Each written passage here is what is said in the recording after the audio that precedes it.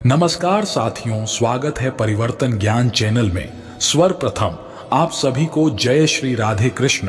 दोस्तों, आज हम इस वीडियो से जानेंगे कि हमें किसी तरह का लालच में नहीं फंसना चाहिए। जैसे कि एक कहावत है जो कि हम सब बचपन से ही सुनते आए हैं कि लालच बुरी बला है। दोस्तों, ये बात बिल्कुल सच है। कभी कभी ऐसा भी होता है कि इसी लालच के कारण हम बहुत बड़ा समस्या में फंस जाते हैं और हमारा बहुत बड़ा नुकसान भी हो जाता है और पछताने के सिवा हमारे पास कुछ भी नहीं रह जाता है। ऐसे ही घटना एक गांव के गरीब किसान के साथ घटित हुई, जिसे हम इस रोचक कहानी के माध्यम से जानेंगे। तो देरी किए बिना शुरू करते हैं। एक गांव में एक गरीब किसान रहता था। वहां पर 2-3 साल से बारिश नहीं हुई थी, जिस वजह से वहां की सारी जमीन सूख चुकी थी। किसान बहुत दुखी था क्योंकि वो अपने जमीन के ऊपर कोई फसल नहीं उगा पा रहा था। सर्दी का मौसम था। एक दिन किसान पेड़ के नीचे आराम कर रहा था। तभी उसे वहां एक सांप नजर आया। वह सांप अपना फन फैलाए हुए बैठा हुआ था। किसान के मन में एक बात आई, यह सांप काफी सालों से यहां रहता है। इसे भी इस अकाल के समय में मेरी तरह खाना ढूंढने में बहुत सारी परेशानी होती होगी।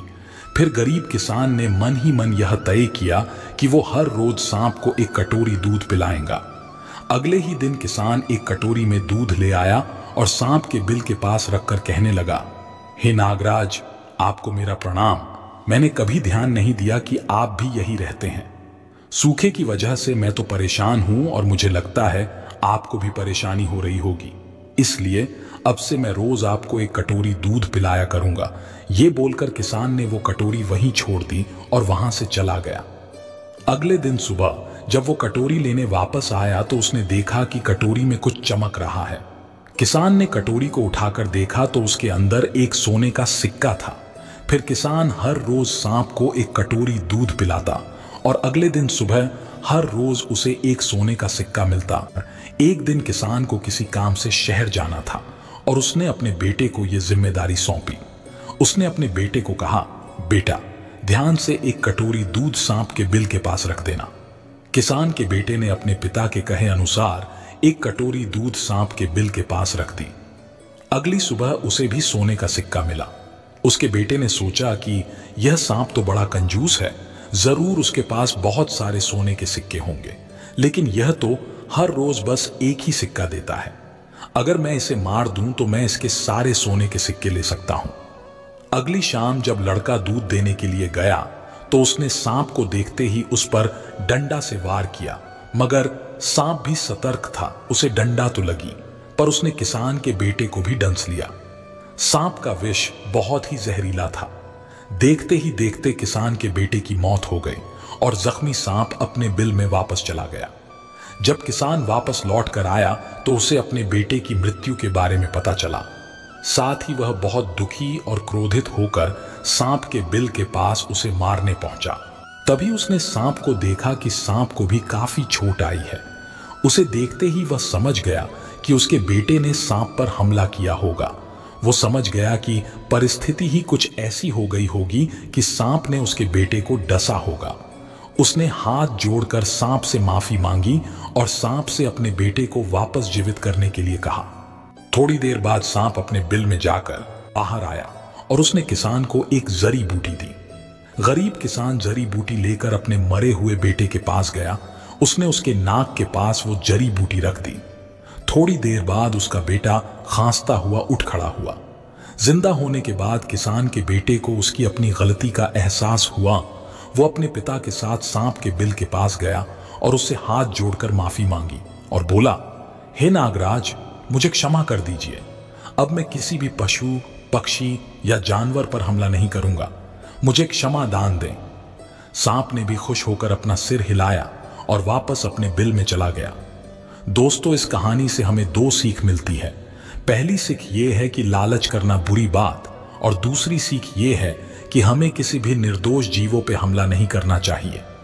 हमें उन्हें बिल्कुल भी परेशान नहीं करना चाहिए, बल्कि जीवन में सफल होने के लिए लालच के बजाय कठिन परिश्रम और दृढ़ संकल्प के साथ आगे बढ़ना चाहिए। एक समय की बात है, एक मेंढक तालाब में किसी पेड़ पर बैठा था। वह अपने जीवन के बारे में सोच रहा था। वह एक छोटा मेंढक था। इसलिए वह खुद को बेकार और बिना काम का समझता था और वह इस कारण से हर वक्त निराश होकर रहता था। उसने चारों ओर विशाल तालाब को देखकर यह खुद को छोटा और महत्वहीन समझने लगा था। उस तालाब के पास एक बहुत बड़ा पहाड़ था। उसने पहाड़ की ओर देखा और उसे खुद को और भी छोटा और महत्वहीन महसूस हुआ। उस मेंढक ने खुद से कहा, मैं बहुत छोटा हूं, मैं बस एक छोटा सा मेंढक हूं, मैं कभी भी कोई महान काम नहीं कर पाऊंगा। तभी एक बुद्धिमान बूढ़ा कछुआ तैरकर वहां से गुजर रहा था। उसे मेंढक की बातें सुनाई दिया। क्या हुआ छोटे मेंढक? कछुए ने पूछा। मेंढक ने कहा, मैं खुद को छोटा और महत्वहीन महसूस कर रहा हूं, मैं कभी भी कोई महान कार्य नहीं कर पाऊंगा। कछुए ने कहा। किसने बोला? आप कुछ नहीं कर सकते, आप भी अन्य लोगों की तरह ही महान कार्य करने में सक्षम हैं, आपको बस खुद पर विश्वास करना होगा। मेंढक बोला। लेकिन मैं बहुत छोटा हूं, मेंढक ने कहा। मैं कभी कोई महान कार्य कैसे कर सकता हूं? कछुए ने कहा। आकार कोई मायने नहीं रखता, यह बस आपके दिल में एक डर है। यदि आप में बड़े सपने देखने का साहस है तो आप कुछ भी हासिल कर सकते हैं। मेंढक को कछुए की बात सही लगा। उसे एहसास हुआ कि कछुआ सही कह रहा था। महान कार्य करने के लिए उसे बड़ा होने की आवश्यकता नहीं थी, उसे बस खुद पर विश्वास करने की जरूरत थी। बड़े हिम्मत और हौसले के साथ मेंढक पेड़ से कूद गया और पहाड़ की ओर तैर कर जाने लगा। वह जानता था कि यह एक लंबी और कठिन यात्रा होगी, लेकिन वह शीर्ष पर पहुंचने के लिए जिद्दी बन गया। मेंढक कई दिनों तक तैरता रहा और रास्ते में उसे कई चुनौतियों का सामना करना पड़ा। वह थका हुआ था, वह भूखा भी था और वह डरा हुआ भी था, लेकिन उन्होंने कभी हार नहीं मानी। वह तैरता रहा और वह खुद पर विश्वास करता रहा। आखिरकार कई दिनों के बाद मेंढक पहाड़ की चोटी पर पहुंच ही गया। वह थक गया था, लेकिन वह खुशी से भी भरा हुआ था। उसने कुछ महान उपलब्धि हासिल की थी और उसने ऐसा इसलिए कर पाया क्योंकि उसे खुद पर विश्वास था। मेंढक ने अपने नीचे के विशाल नजारा को देखकर जो भूख था, डर था, अब वो सब खुशियों में बदल गया था। वह जानता था कि वह जो भी ठान ले वह कर सकता है। वह अब छोटा और महत्वहीन नहीं रहा। वह एक मेंढक था जिसने एक पर्वत पर विजय प्राप्त की थी। अपने आकार या परिस्थितियों को आप पर हावी न होने दें। अपने आप पर विश्वास रखें और आप कुछ भी हासिल कर सकते हैं। अपने सपने मत छोड़ो, चाहे वे कितने भी कठिन क्यों ना हो। आपको खुद पर विश्वास करने और अपने सपनों को हासिल करने के लिए प्रेरित किया है। हमेशा मेहनत और लगन की जीत पक्की होती है। एक अत्यंत समृद्ध राज्य था। वहां के राजा युवाओं को कभी खाली बैठने ही नहीं देते थे। उनमें आलस्य भरने का कोई अवसर उन्हें देते ही नहीं थे। उस राज्य में सदैव या तो उत्सव की तैयारी हो रही होती थी, या तो खेती बाड़ी की काम, या नहीं तो किसी न किसी प्रकार के मेले की तैयारी। वहां के राजा युवाओं के स्वास्थ्य और अर्थ यानी धन संपत्ति को लेकर सदैव सख्त रहते थे। उनका मानना था कि युवाओं को सदैव स्वस्थ रहना चाहिए, अपने शरीर की सुरक्षा करनी चाहिए।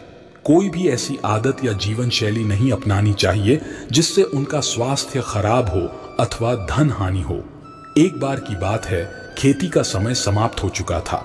राजा ने युवाओं को शारीरिक एवं आर्थिक रूप से सक्रिय रखने के लिए एक प्रतियोगिता रखी। प्रतियोगिता को 3 वर्ग में बांटा गया। सबसे निचले वर्ग में एक छोटे बछड़े को उठाकर 50 कदम चलने का इनाम 50 स्वर्ण मुद्राएं थी। वहीं मध्यम वर्ग में थोड़े बड़े बछड़े को उठाकर 50 कदम चलने का इनाम 100 स्वर्ण मुद्राएं थी और उच्च वर्ग में पूर्ण रूप से विकसित भैंस को उठाकर 50 कदम चलने का इनाम 250 स्वर्ण मुद्राएं थी। उच्च वर्ग के लिए कोई उम्मीदवार बहुत देर तक आया ही नहीं। इस पर कुछ मंत्रियों ने राजा से कहा, पूर्ण विकसित भैंस को उठाना असंभव है। यही विचार विमर्श चल रहा था। तभी एक स्वस्थ मजबूत नौजवान राजा के सामने प्रकट हुआ। उसने राजा से कहा, हे अन्नदाता, यदि मुझे 1 वर्ष का समय दिया जाए तो मैं पूर्ण विकसित भैंस को उठाकर 50 कदम चलकर आपको दिखा सकता हूं। राजा ने नौजवान की बात मान ली। राजा नौजवान की यह असंभव बात सुनकर हंस पड़े और उन्होंने कहा, मैंने दिया तुम्हें 1 वर्ष का समय और साथ ही तुम्हारे जीवन यापन के लिए भी हर महीने तुम्हें धन दिया जाएगा, परंतु यदि 1 वर्ष बाद तुम भैंस को उठाने में असक्षम रहे तब किस दंड के भागी बनोगे? इस पर नौजवान ने कहा, हे अन्नदाता, यदि मैं असफल हुआ तो मैं 1 वर्ष तक आपका दास बनकर रहूंगा। राजा ने नौजवान की बात मान ली। 1 वर्ष बाद फिर से यही समय आया। नौजवान राजा के सामने प्रकट हुआ। नौजवान को देखने के लिए राज्य में दूर दूर से लोग आए थे। सब देखना चाहते थे कि नौजवान पूर्ण विकसित भैंस को उठाकर 50 कदम चलता है या फिर राजा का दास बनता है। देखते ही देखते नौजवान ने पूर्ण विकसित भैंस को अपने कंधे पर उठा लिया और 50 कदम चलकर पुनः भैंस को जमीन पर रख दिया। यह देखकर हर कोई अचंभित था। राजा ने खड़े होकर नौजवान को प्रोत्साहित किया, उसके लिए तालियां बजाई और इनाम स्वरूप उसे 250 स्वर्ण मुद्राएं भी दी। फिर राजा ने नौजवान से पूछा, पुत्र, इस असीम शक्ति का स्रोत तो बताओ, तुमने ऐसा कैसे किया? नौजवान ने कहा, अन्नदाता, बिना रुके पूरी लगन के साथ प्रतिदिन किया गया अभ्यास असंभव को भी संभव बना देता है। यही इस असीम शक्ति का स्रोत है। मैंने छोटे बछड़े को उठाकर 50 कदम चलने से शुरुआत की थी। आज अभ्यास के कारण मैं पूर्ण विकसित भैंस को उठाकर 50 कदम चल पाया। राजा ने मुस्कुराते हुए अपनी प्रजा से कहा, आप सब भी इस युवक से सीख सकते हैं लगन और परिश्रम का महत्व, जैसे कि इसने असंभव काम को संभव करके दिखाया। एक बार की बात है, एक गरीब औरत थी जिसका नाम ममता था। वह एक छोटे से गांव में अपने पति और 2 छोटे बच्चों के साथ रहती थी। ममता का पति एक किसान था, लेकिन खेत बहुत उपजाऊ नहीं था और वे अक्सर किसी तरह अपना गुजारा करते थे। एक दिन ममता के पति बीमार पड़ गए। वह काम करने में असमर्थ थे और परिवार की आय तेजी से कम हो गई। ममता को अपने परिवार को बचाए रखने के लिए हर वह चीज बेचनी पड़ी जो वह कर सकती थी। उसने अपने गहने, अपनी पशुधन और यहां तक कि अपना फर्नीचर भी बेच दिया। एक दिन ममता जंगल में घूम रही थी जब उसे एक बुद्धिमान बूढ़ी औरत मिली। बूढ़ी औरत को पता चल गया था कि ममता परेशान है और उसने ममता से पूछा, क्या हुआ, बहुत परेशान लगती हो? ममता ने बूढ़ी औरत को अपने पति की बीमारी और वह कैसे अपने परिवार का समर्थन करने के लिए संघर्ष कर रही थी उसके बारे में सब बताया। बूढ़ी औरत ने धैर्यपूर्वक सुना और फिर उसने कहा, ममता, मैं देख सकता हूं कि तुम एक मजबूत और दृढ़ निश्चयी महिला हो। तुम इस चुनौती को पार कर जाओगी, लेकिन पहले तुम्हें अपने डर को छोड़ना सीखना होगा। ममता को समझ नहीं आया कि बूढ़ी औरत का क्या मतलब था, लेकिन उसने उसकी सलाह के लिए धन्यवाद दी। ममता घर पहुंची तो उसने बूढ़ी औरत की बातों के बारे में सोचा। उसने महसूस किया कि वह अपनी समस्याओं पर इतना ध्यान केंद्रित कर रही थी कि उसने उम्मीद करना भूल गई थी। उसने अपने डर को छोड़ने और सकारात्मक पर ध्यान केंद्रित करने का फैसला किया। ममता ने उन सभी चीजों की एक सूची बनाना शुरू किया जिनके लिए वह आभारी थी। वह अपने स्वास्थ्य, अपने परिवार और अपने आसपास की दुनिया की सुंदरता के लिए आभारी थी। उसने ध्यान और योग का भी अभ्यास शुरू किया। इसने उसे अपना दिमाग साफ करने और वर्तमान क्षण पर ध्यान केंद्रित करने में कोशिश की। समय के साथ ममता का दृष्टिकोण बदलना शुरू हो गया। वह अधिक आशावादी और आशा से भरी हुई हो गई। उसने भी नए अवसरों को नोटिस करना शुरू कर दिया। उसने हस्त निर्मित आभूषण बेचने का एक छोटा सा व्यवसाय शुरू किया और उसने स्थानीय सामुदायिक केंद्र में योग कक्षाएं भी सिखाना शुरू किया। ममता के पति की बीमारी से उबर गए और परिवार अपने पैरों पर वापस आ गया। ममता का व्यवसाय सफल रहा और वह समुदाय में एक सम्मानित सदस्य बन गई। एक दिन ममता जंगल में घूम रही थी जब उसने बूढ़ी औरत को फिर से देखा। बूढ़ी औरत ने ममता को मुस्कुराते हुए कहा, मुझे लगता है कि तुमने अपने डर को छोड़ना सीख लिया है। तुम एक मजबूत और साहसी महिला हो। ममता ने बूढ़ी औरत को उनके मार्गदर्शन के लिए धन्यवाद दिया। वह जानती थी कि वह आज बिना बूढ़ी औरत की मदद के नहीं होती। ममता की कहानी एक याद दिलाती है कि हम सभी अपनी चुनौतियों को पार करने की शक्ति रखते हैं। हमें रास्ते में उतार चढ़ाव का सामना कर सकते हैं, लेकिन हमें अपने सपनों को कभी नहीं छोड़ना चाहिए। अगर हम सकारात्मक और केंद्रित रहें तो हम जो कुछ भी निर्धारित करते हैं उसे प्राप्त कर सकते हैं। तो दोस्तों, वीडियो कैसी लगी? अगर वीडियो से कुछ अच्छी जानकारी मिली हो तो कमेंट में जरूर बताएं और वीडियो को लाइक शेयर करके चैनल को सब्सक्राइब जरूर कर लें। जल्द मिलते हैं एक और नई वीडियो के साथ। तब तक अपना ख्याल रखें। धन्यवाद। जय श्री राधे कृष्ण।